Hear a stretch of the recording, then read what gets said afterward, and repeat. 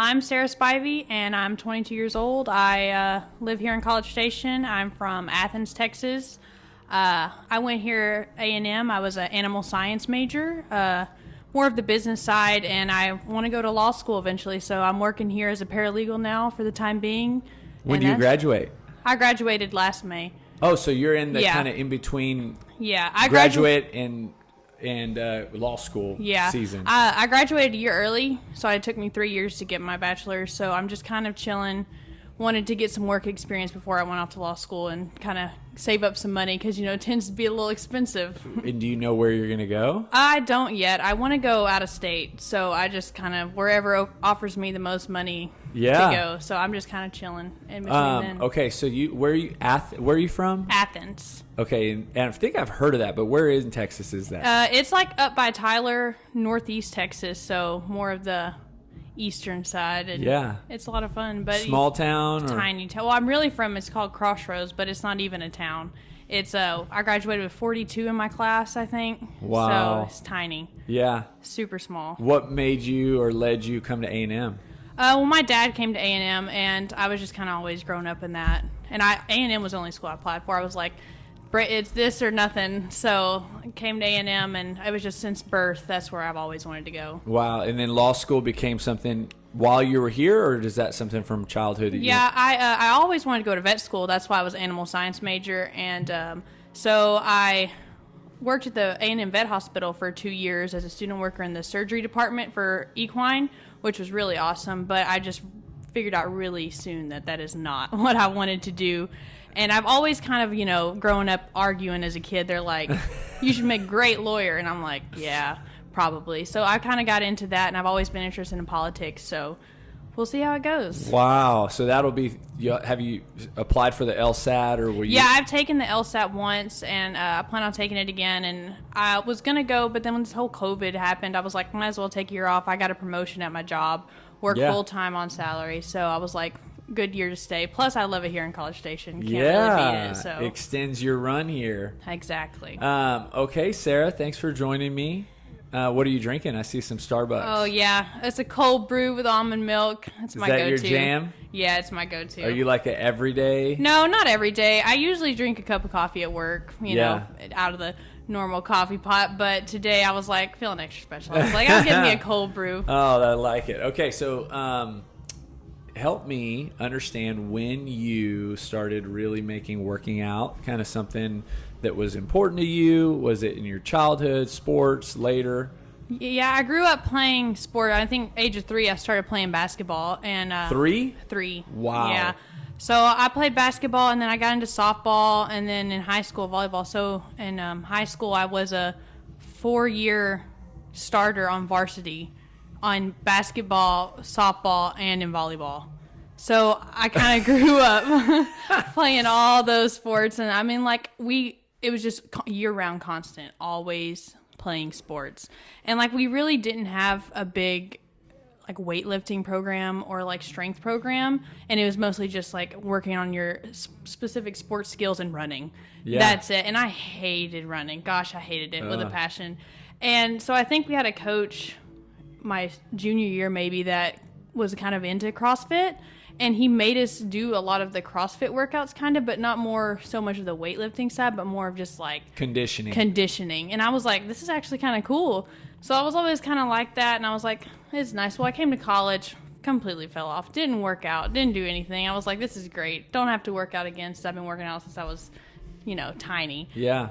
But then the summer between my junior and senior year here at A&M, I got into a local CrossFit gym back home. I was like, this is it. I need to in Athens. In Athens. And actually, Trent Valentine, didn't he? Oh, yeah. He used to work here. Yeah, I went to high school with him for a little bit. Oh, y'all are from the same town. Yeah, from the same town. So I saw him on Instagram always working out. He was in great shape. I was like, man, that sounds awesome. Yeah. So, and then I was like, I'll get back into it, working out. And then I just absolutely fell in love with everything about CrossFit. So I spent that summer working on movements, learning things, learning how to actually lift weights, because I've never been taught, even in high school. And that's when I came here. Man, so let's go back to when you were playing all these sports. Did you have a favorite of those? Basketball. Basketball. Easy.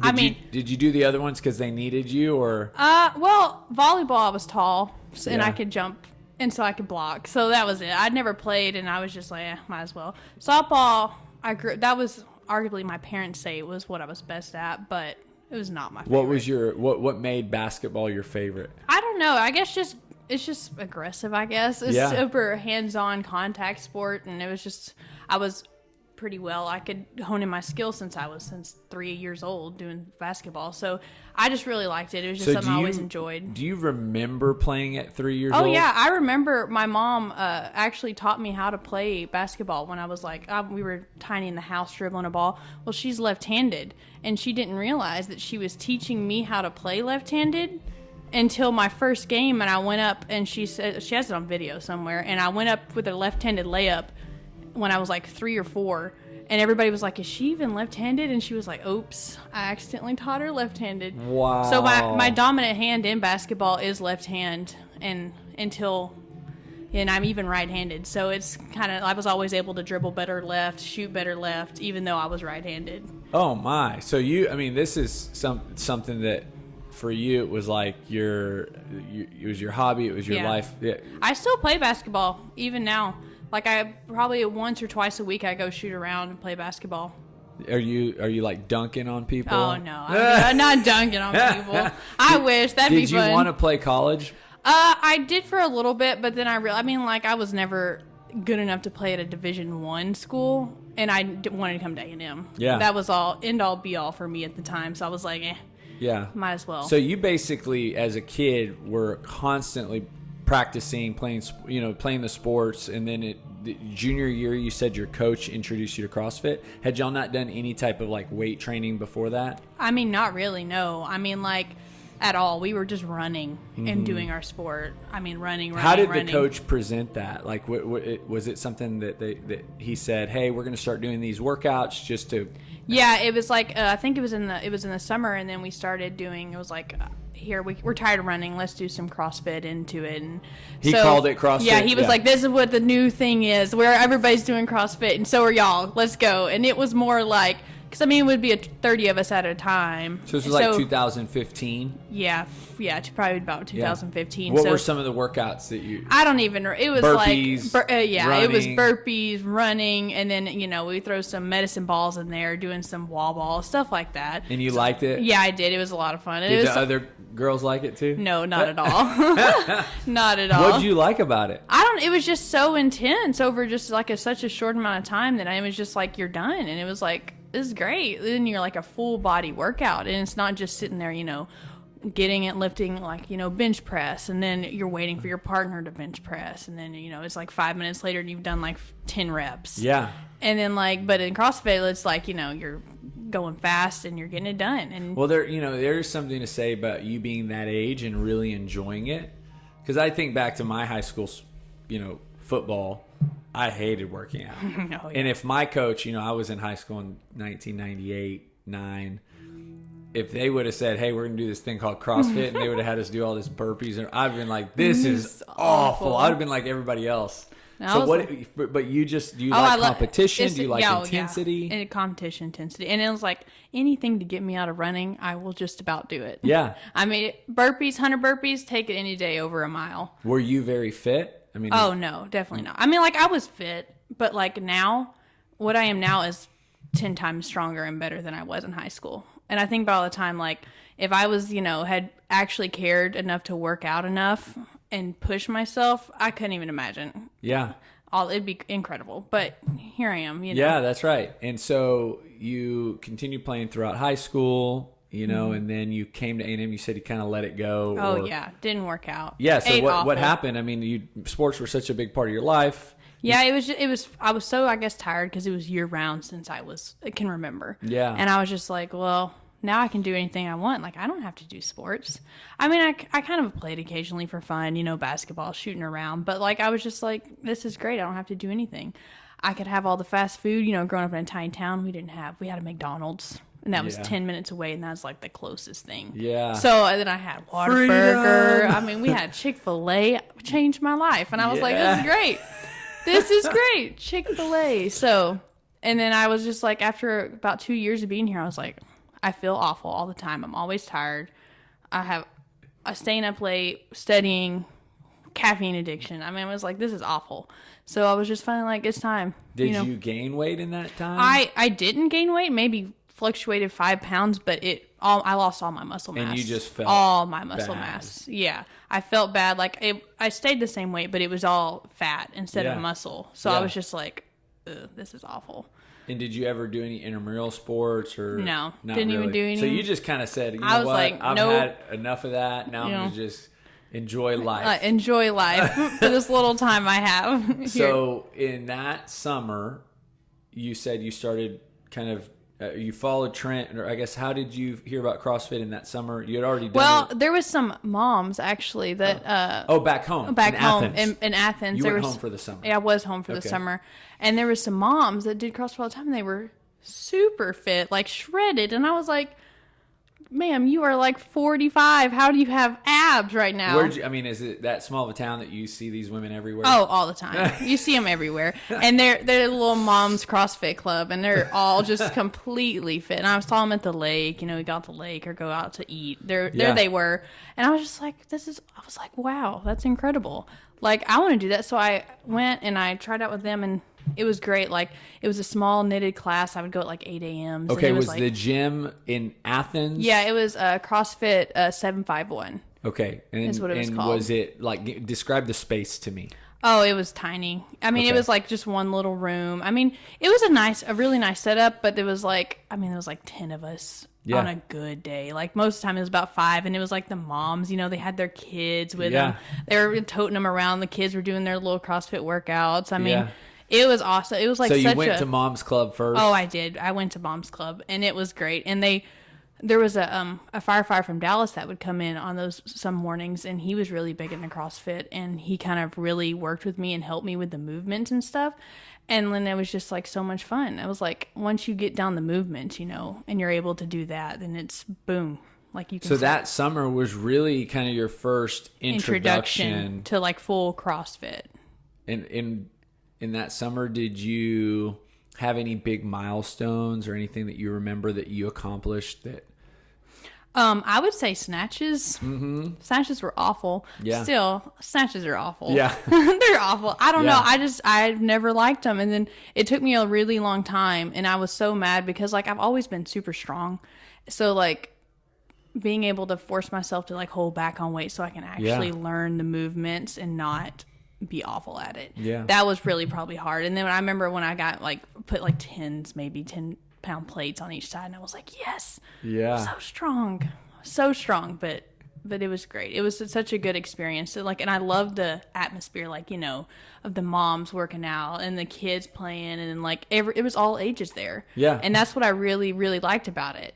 And that's why I had, cause when I came here to BoomFit, like, this wasn't my first gym I tried in town. Mm-hmm. Like I tried like 3 or 4 maybe, and like, the 1 week trials, but I didn't really like any of them because of the atmosphere. Like it was like a bunch of super fit 20-year-olds that were completely demolishing me. And I was like, and no one talked, no one said anything. And I was just like, oh, this is kind of sucky. And then I came here, and then I was like, I walked in, it was just like all ages. Everybody was so nice. All over, like I loved it. It was like kids playing. I mean, like there was like a 65-year-old man that completely demolished me and working out. He whooped my butt, and I was like, "Yeah, this is what I need." It was great. So. I love that you brought that up because so much of the experience has to do with the environment. Absolutely. The workout is going to be the workout, but you can do that in a lot of different environments and cultures. And sounds like the moms group really kind of was exactly what you needed. It was. Because it gave you kind of, this ability to look up to these women and feel, even though you were 20 years old. They were beating me every time. Yeah, but there's still this like really cool thing, I think, intrinsically that happens when you're like in that environment. It's like, man, I want to work as hard as them, or I want to be able to do that. Do you still do this? Does that mom group still work out? Oh yeah, they still do all the time. I'm friends with them on Facebook. So the gym's still going. Still a gym. Still a gym in the same space. Same space. Well, and I guess in a town like that too, you just kind of know what you're. Oh yeah. That's what. And once you get like a certain group of clients, and like they're gonna stay there forever. Yeah. So that was the whole summer. You walked away with a whole fresh look of CrossFit. Yeah, I was feeling great. Came back to A&M for your junior year. Mm-hmm. Was it okay? Here you said you were feeling. Well, great. it was my senior year. Or your senior year. How long did it take for you to really, for you to start feeling better? Like you described kind of 2 years in this feeling of like fast food and not great. How long did that transition? Because surely you didn't go home, work out with the moms, and then feel amazing. Yeah, no. I mean, obviously I was dying. I was so sore. But they were great. Like, and then I started feeling better, and so I tried to eat healthier. But like, it took me a long time to really get my like nutrition wise right to completely feel better, because that's probably what's been the hardest thing for me. And even then, like, I mean, I came here, I think I joined here that September of 2019. And then like, even then, like I was only coming maybe like 2 or 3 days a week, like not regularly. And then, you know, Christmas came around, went home for a month. And then I got back and I was like, okay, this is time. I'm going to start doing good. And then COVID hit, and then quarantine. And then in quarantine, I completely fell off. I didn't do anything. Yeah. It was back to old times. And I was just like, I felt awful again. Mm-hmm. And I was like, I started feeling great, and I was like, this is awesome. And then COVID hit, and then boom, I wasn't working out. I wasn't eating right. And then I was just, this sucks again. So describe to me the nutrition struggle and the tug of war that it sounds like you're having, or you've had. Yeah, really it was, I mean, college friends. They're always wanting to go out. They're always wanting, I mean, like in college, that's all you do is like how you're social is either you're in class or you're at the bars or you're eating out. Yeah. And that's it. And it really took a long time to be able to, you know, go to Whataburger and just say, I'm not going to eat, you know, a big old juicy bacon cheeseburger. Like I can't do that because I have food at the house that's waiting for me. Or, you know, I don't have the money to spend on that because I spent $100 meal prepping this week. Yeah. So it was really hard for me to be able to find the balance between that, being social with my friends and staying on my nutrition. Oh, that right there is, I think, regardless if you're in college or you're an adult, I think the mom's class could speak to this too. It's the same struggle that they have probably with kids, and the kids want something unhealthy. And so it's, you know, but it's a real struggle. And so it sounds to me, and correct me if I'm wrong, are you on what side of that struggle right now? Are you doing well? I'm doing so much better. Okay, 10 out of 10. So how have you at this stage learned to overcome? So really it was once COVID lifted, I mean, kind of lifted, not really, but you know, here we are. And then we were able to come back to the gyms. Like I was like, okay, this is it. Boom. So I've been working out probably about 5 days a week here since October. Like very regularly. Like I'm always here.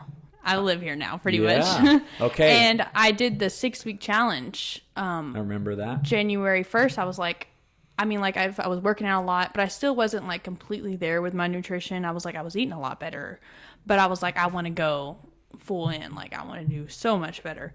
It's time, you know, I'm at a good point in my life where I can do that. And so I did a 6-week challenge with Robert, and I was like, okay, Robert, it's time. We're doing it. Let's go.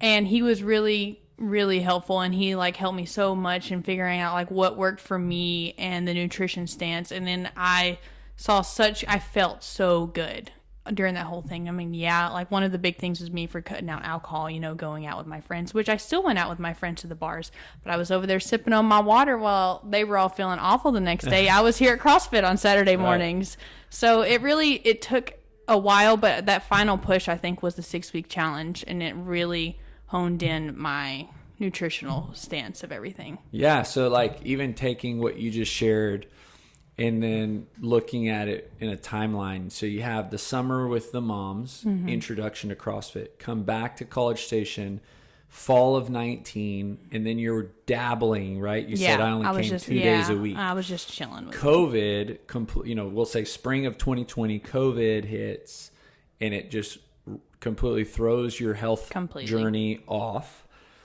And then you get back in October of 2020, and you're committed, and you're saying, okay, I'm ready 5 days a week. So you're here more. And then a light bulb goes off January and you're like, and I remember we had the conversation, it was like the last week of December or mid-December. Yeah. And you're like, I'm going to start January 2nd or 1st or whatever. Yeah. And 6-week challenge. And then really since then, now we're almost I guess we're almost in May. You have been focused and determined and working out. You say, I don't miss, and eating better. So, when we look at the previous to now, what would you say if there was one thing? Because people listening, I promise you, Sarah, are in where you were either in the fall of 19, where they find themselves, not just people who listen who are at our gym, just in general, right? People who listen that are on their fitness journey. They're either you, maybe in the summer of 19, learning CrossFit for the first time, right? Just kind of being around these people, you're calling them moms who know what they're doing, who, and you're learning. Or they're you in the fall of 19, which is like minimally committed, but doing it. Or they're you in COVID, which is like nothing's dialed in. I'm just, eating whatever I want. I'm back to my old ways. Or they're you in the fall of 2020, which is I'm working out every day, but maybe there's something missing, which you figured out was diet. Or they're you like, okay, I'm doing my nutrition and my exercise on point. So is there something that you could speak? Maybe let's start with the person who's you in the summer with the moms, like, and they're maybe feeling like a little discouraged or kind of overwhelmed with everything so new. Yeah, so no. Well, it's just you have to stick with it in anything. Like you have to finally make the full commitment and be like, listen, if I want to get better and I want to change and be a better person, you just have to commit to it, and you have to have that stance in mind. Like you have to be able to say, I commit to this 100%. And it took me a long time to do that. I mean, it will take everybody. Everyone has a different journey, but it's just you stick with it and do what you can do to make yourself better. Yeah, when you look at it from a timeline perspective, you're almost at 2 years. Oh, I know, exactly. This summer from that. And if I'd have stuck with it at the beginning and went full 100% at the beginning, I mean, I couldn't even imagine what I'd be at right now. Yeah, and so would you say that for you, that journey, that the way that you've gone, could it have been any different, or do you feel like it was like exactly how it needed to be for you? I don't know. I mean, obviously I would have loved it to be different and, come right out the gate and be completely shredded by now, But I feel like it was a really good transition because different points in my life I was at. So it was just like, yeah, food was a comfort for a while. And then there was a time when it was only CrossFit and my nutrition wasn't anything. And then there was a time when it was only nutrition and I wasn't working out. But I feel like at this point, like I'm in a really good state to be able to, work on my nutrition and my working out. And I love that you answered it that way, because I kind of set you up with that question, because in reality, nobody goes, I mean, even if you go all in right away in 90 days, and let's just say now it's October of 19, well, you still have 2 years that you have to maintain that. Oh, yeah. So that maintaining it is almost equally as challenging as building it. Just because it still requires the same discipline. It's like, would you rather win the lottery, or would you, and you have $10 million deposited in your bank account tomorrow? Or would you rather work from, whatever that number is now to 10 million? 10 million, yeah. And everybody in their kind of, just desire to be lazy wants the 10 million deposited. But in reality, the work that it takes to get to that point of, and I use money as an example, but we can talk weight loss, body fat percentage, whatever, the work that it takes is more beneficial than the actual dollar amount. Oh, yeah. Because that work is the life lessons that you're learning. And so for you in this journey, these 2 years essentially of life lessons that you're learning, that you're young, I mean, you're going to hold on to these, and the journey's still moving forward from now. Oh, yeah. So what changes, because I always like asking people who do the 6-week challenge this question. Obviously, I know exactly what it's made up of and what we coach people with, but it's unique to your experience. What changes did you make that you feel made the biggest impact on you nutritionally? Vegetables. Oh, yeah. So tell me about that. I did not like vegetables growing up at all, and so I haven't really eaten them. Like, why eat something I don't like, so to say? But and then so I was like in the 6-week challenge, I was like, gotta eat vegetables. I have to eat vegetables. I got to do it. What kind did you eat? Oh, all of it. I still do. I cook, like I meal prepped last night, I think, and I made this, Brussels sprouts, bell peppers, asparagus, broccoli, cauliflower. It's like sweet so potatoes. Cool. It's endless. It's almost like you're a different person. I know. It really is. I wish I'd go back and say, Yeah. listen, if you just keep with it, you'll be fine. Okay, and it sounds like no alcohol. I guess, did you do that for 6 weeks? Oh, I did. That sounds like it made a big difference. It did. It was very tough. It was very tough going. I still went to the bars probably 2 or 3 times a week with my friends, because my friends, they're still in college. Yeah. But I was like, I was sitting there drinking my water, and I still had a wonderful time. I would say I'd probably have a better time if I was drinking and I wasn't spending, $20-$50 here and there at the bars. Yeah. And I was waking up the next day feeling wonderful. Yeah. I haven't stuck to the no drinking at all, but even when I do, I have very moderate amounts. I really don't want to drink, these 6 shots. Did that 6 weeks give you kind of any insight into that? No, not really. It was harder. I would say it was more a mental game than anything is what it was. And that's what I wanted it to be in the beginning anyway, is a mental game. It's obviously I know I can go without drinking alcohol because it's bad for you, but can I make my mind, sit there and watch people drink alcohol, what I like to do, or sit around and be social with my friends and not do it myself? That was the real problem, I would say. And that's what I wanted out of it, is a mental game. Of course I could eat healthy all the time, but can I look at this cookie and not eat this cookie? Yeah.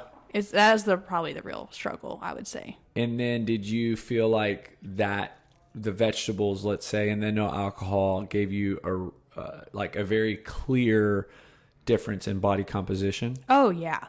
I didn't see my parents. I didn't go back home until probably a couple weeks ago, since January. Wow. And then I walked in and they were just like, oh my God, what did you do? They were like, my main thing was with the 6-week challenge is I wanted to not lose muscle mass and strength, and I wanted to lose fat. And I didn't really care about the weight. I just wanted to lose more fat, and I did. And you could definitely see the difference of the way my body looks and how it carries its weight. It's just way more toned and lean. And I'm like, yes, this is exactly what I wanted. And my parents were like, oh my God. Yeah. They asked me, they were like, are you trying to do competitions? Are you trying to be a bodybuilder? And I was like, no, Mom, I'm just doing CrossFit. Yeah. It's okay. Don't worry about it. Well, and it sounds like you've carried what you've learned in the 6-week challenge and really the principles nutritionally, and kind of maintained and been able to kind of stick with it. I heard you reference meal prepping just the other day, so you're still doing that. Oh yeah, I'm still pretty much doing it almost exactly, but cheat meal here and there. Yeah. But pretty much I'm still doing meal preps that I cook for the whole week, and that's what I do it every week. Yeah. And I have since I started it. I haven't missed a week, I don't think, of meal prepping. And tell me a little bit of what that looks like. So if a listener is considering meal prepping, maybe they can kind of get an idea from you.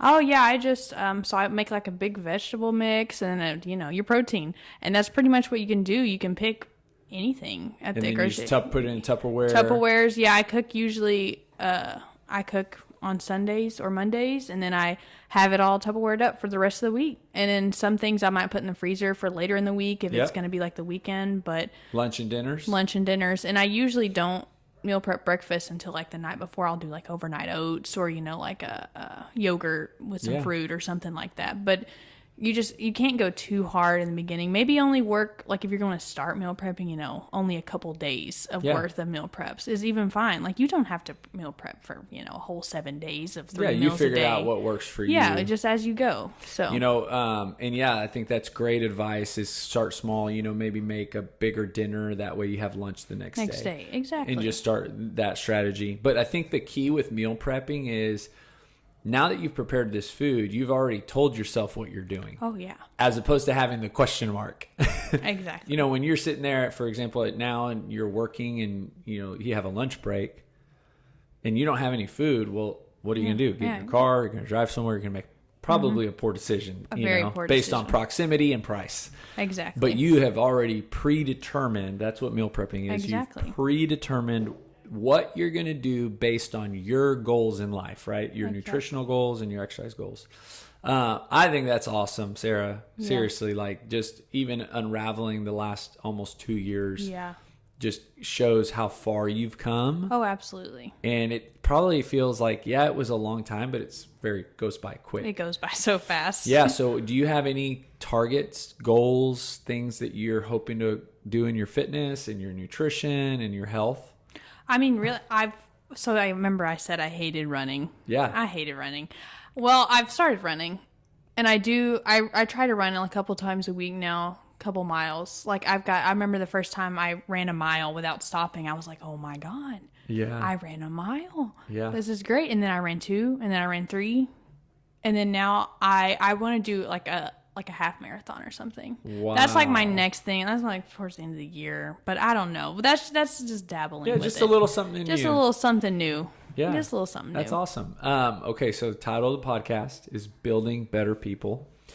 And the reason it's called Building Better People is because that's kind of our purpose and mission here at the gym. It kind of drives what we do. So it's my belief that when people start exercising, they're just becoming a better version of themselves. And that motivates me a lot more than snatching Absolutely. or than even running. It's just knowing that every person like you and any person you see around, that when they're exercising and they're moving their body and eating better, it's just they're upgrading who they are.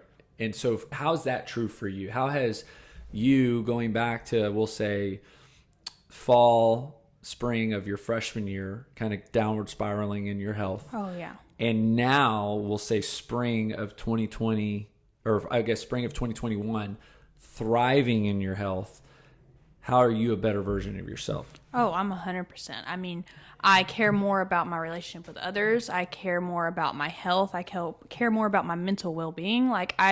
Once I was able, I feel like the root of most of my problems, I'm not saying all, but most of them were how I felt about my health, how I did not feel good, which in turn made me eat bad, which made bad choices, go out to the bar, keep doing bad things. And then once I was able to turn around on my health and feel better, then it made me want to do better in every aspect of my life, which is 100% true. And I very strong believer in if you feel good, you're going to do good in life. So that's really what helped me. And coming here and just having all the motivation ever.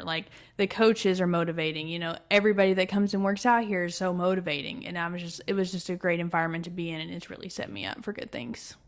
Proud of you, Sarah. Thank you. Great I appreciate job. it.